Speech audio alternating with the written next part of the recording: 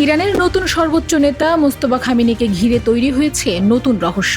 মার্কিন গোয়েন্দা সংস্থার দাবি, আহত হয়ে আড়ালে থাকলেও তিনি এখনও ইরানের যুদ্ধ ও কূটনৈতিক কৌশল নির্ধারণে গুরুত্বপূর্ণ ভূমিকা রাখছেন।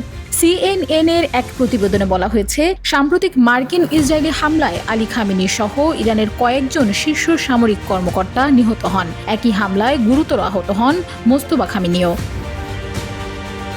পরে তাকে নতুন সর্বোচ্চ নেতা ঘোষণা করা হলেও এরপর থেকে তাকে আর প্রকাশ্যে দেখা যায়নি। মার্কিন গোয়েন্দাদের দাবি, নিরাপত্তার কারণে তিনি কোনো ইলেকট্রনিক ডিভাইস ব্যবহার করছেন না, বরং সরাসরি সাক্ষাৎ কিংবা কুরিয়ারের মাধ্যমে বার্তা আদান প্রদান করছেন।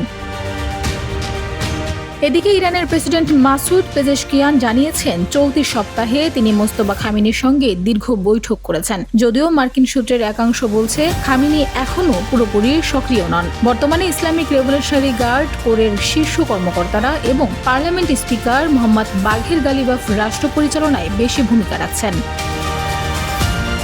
তবে সব অনিশ্চয়তার মধ্যেও যুক্তরাষ্ট্র মনে করছে, ইরান এখনও কয়েক মাস পর্যন্ত অবরোধ ও সামরিক চাপ মোকাবেলায় সক্ষমতা ধরে রেখেছে।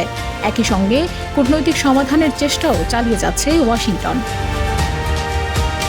Desk report, Bangladesh bulletin.